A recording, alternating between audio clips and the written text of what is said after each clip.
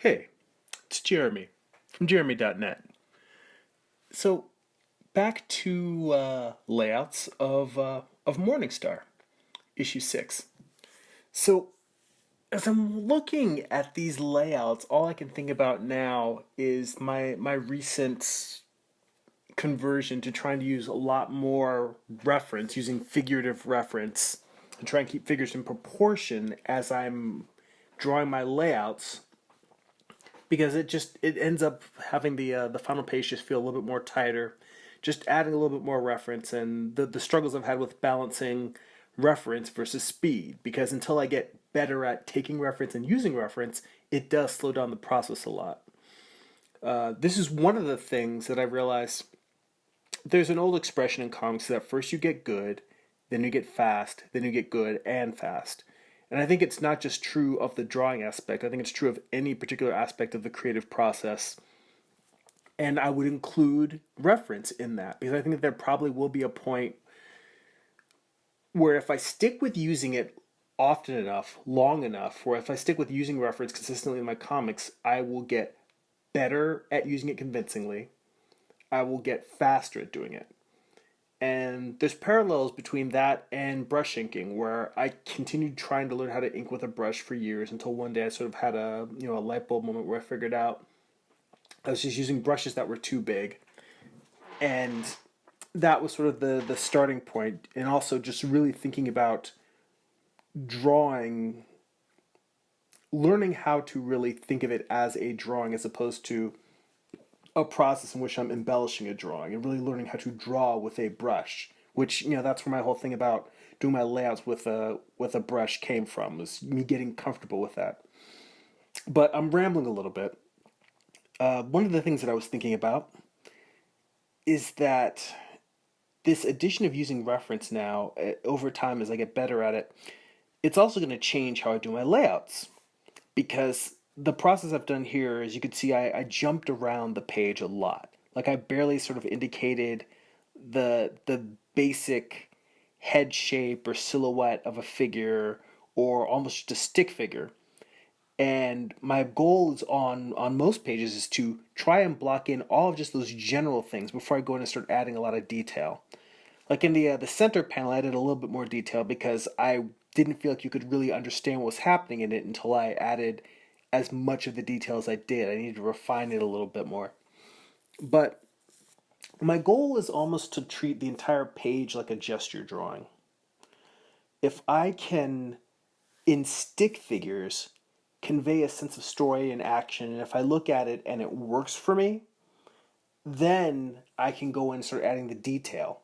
Kind of the same way that they tell you you don't necessarily want to start with the head or start with the eyes on a drawing, because those things are challenging to get right. The head overall, the eyes in specific, and the facial features. They're hard to get right. And if you get those things right in a drawing, but there's things wrong with the composition, if there's things wrong with the proportion of the figure or the relation of that figure to the other figures, if there's anything else wrong with the drawing, but you get the hard thing to get right, you will just drag your heels and kick and scream against changing any of those other elements, because you got the one thing that's such a pain in the ass to get right, that you're like, I don't care, I will build the rest of the drawing around this eyeball because this eyeball looks good. Whereas if you focus on getting all of the generalities in proportion and all of the compositions generally telling the story that you want from panel to panel and across the entire page, then as you go in and you add those details, you're not fighting to keep something that's crappy. You're not fighting to keep something that's working and sacrificing the whole rest of the page for it, or the whole rest of the panel for it. And that's, I've fallen into that trap myself. It's still a trap that I fall into. And that's actually one of the reasons why I've taken to working this way, is because I don't want to get like a hand correct and then I keep trying to redraw and redraw everything else in the panel, when if I just change the direction of the hand, oh, well, now I can fix it. But the hand looks good, I don't want to change it. I'm guilty of it as much as anyone else, so I'm trying to put myself in a position where I'm not going to do those things. And I'm curious to see how that's going to change when I start using more reference in my layouts when I start the next issue.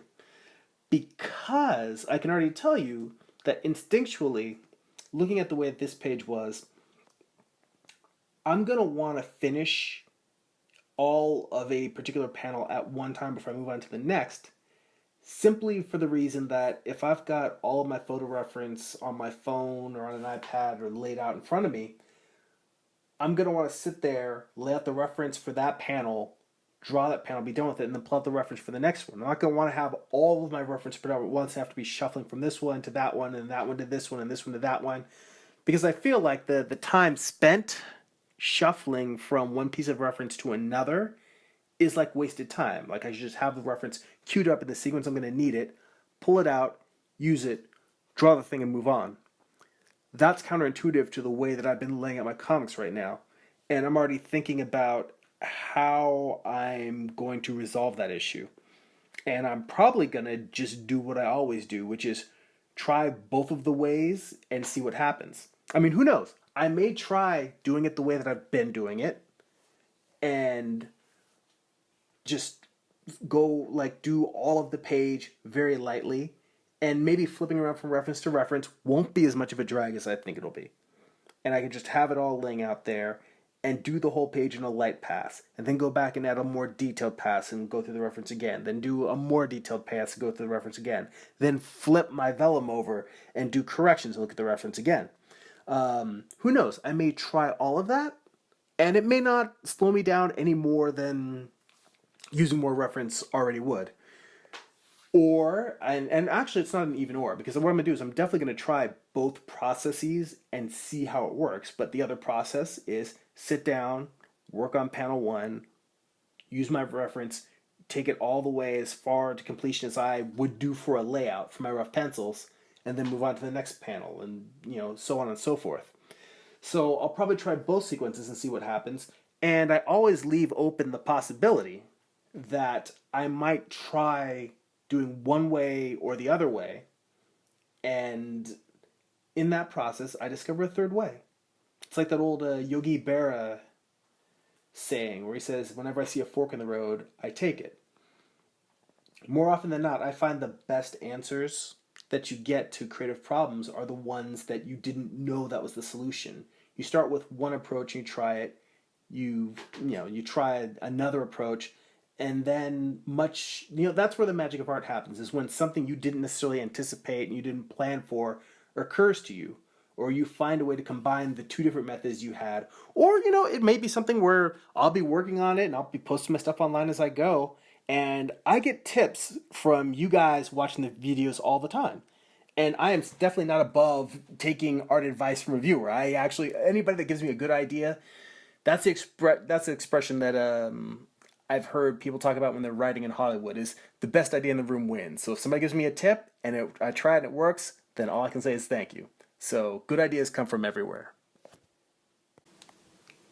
Thanks for watching. If you enjoy these videos, please like and share them. Don't forget to click the subscribe button. You can sign up for my weekly newsletter to get a free digital comic at newsletter.jeremy.net. That's newsletter.gerimi.net. Also, visit my main website, jeremy.net, where you can buy my comic books, art prints, and more. There's also links to my Instagram, Twitter, and other social media accounts. That's it for now. Go be creative.